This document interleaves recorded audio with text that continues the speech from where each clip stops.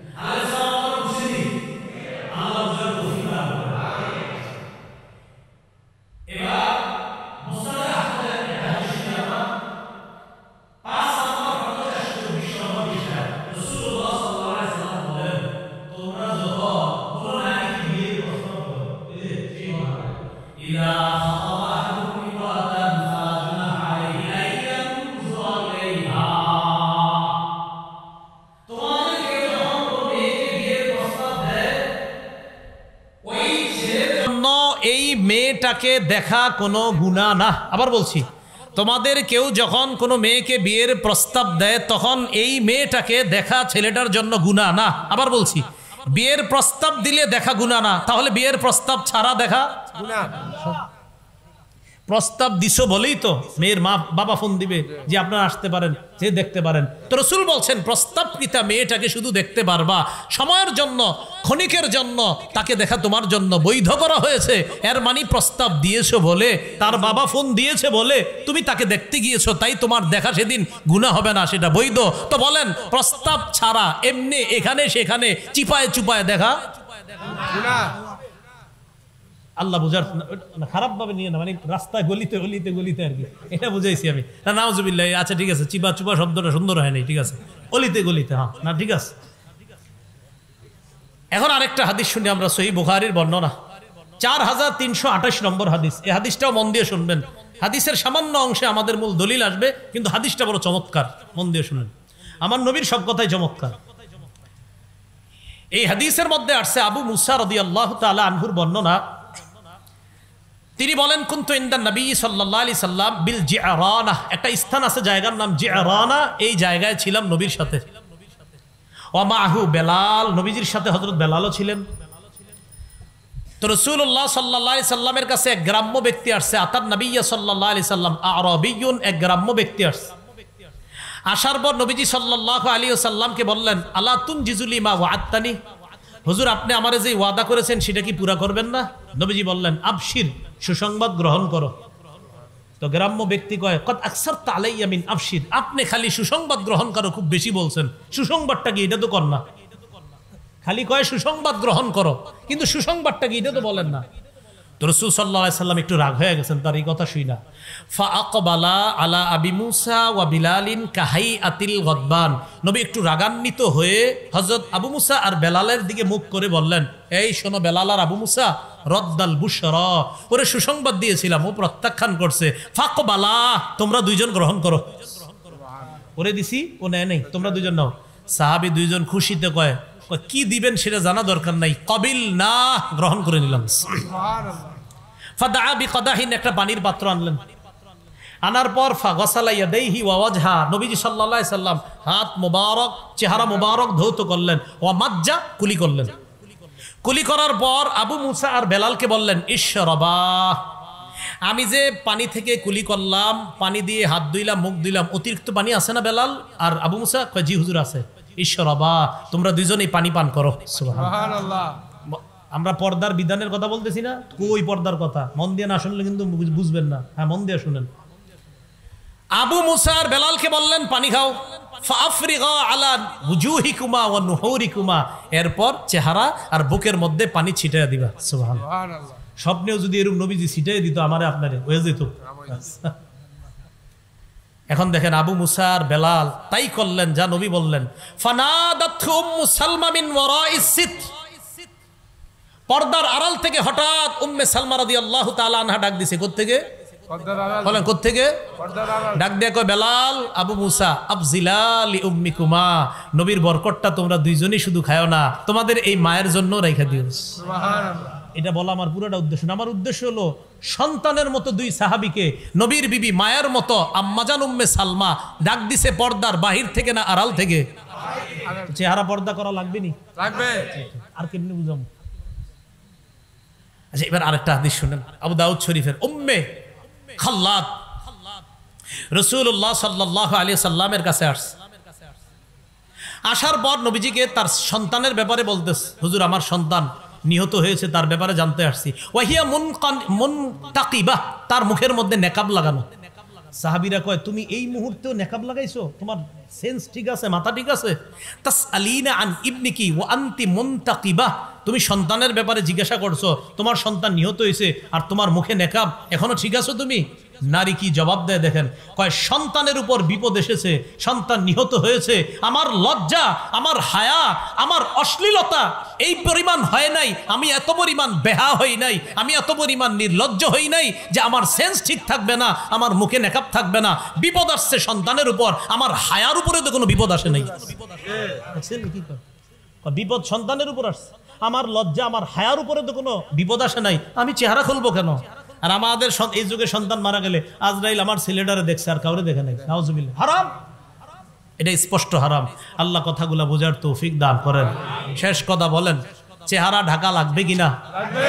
পুরুষ নারীর চেহারার দিকে তাকাইলে আকর্ষণ হতে পারে কিনা? এটা কি কোরআন সুন্নাহ শুধু বলছে না বিজ্ঞানও বলে? আল্লাহ আমাদের সকলকে আজকে যে কথাগুলা বললাম শুনলাম, চেহারা পর্দার অন্তর্ভুক্ত। ও আরেকটা কথা আপনাদেরকে বলি, আপনাদের যাদের বিবি আছে, কন্যা আছে, এখনো যারা চেহারা ঢাকে না, তাদেরকে বলবেন চেহারা ঢাকার চেষ্টা করো, কিন্তু স্বীকার করো যে চেহারা ঢাকতে হবে। এটা বলবা না ঢাকলে কি হবে, এরকম না বলা, স্বীকার করান হ্যাঁ ঢাকা উচিত, আমি এখনো ঢাকতে পারতেছি না, ইনশাল্লাহ ঢাকবো, এই স্বীকার করান। কিন্তু এরকম না বলা আমি ঢাকবো না, আমার মন চাইছে না। ঢাকতে হবে, পর্দা ফরজ বিধান, মুখ ঢাকা এটা ফরজ বিধান। আল্লাহ আমাদেরকে বুঝার তৌফিক দান করেন। সুবহানাল্লাহি ওয়া বিহামদিহি, সুবহানাকাল্লাহুম্মা ওয়া বিহামদিকা, আশহাদু আল্লা ইলাহা ইল্লা আনতা, আস্তাগফিরুকা ওয়া আতুবু ইলাইক।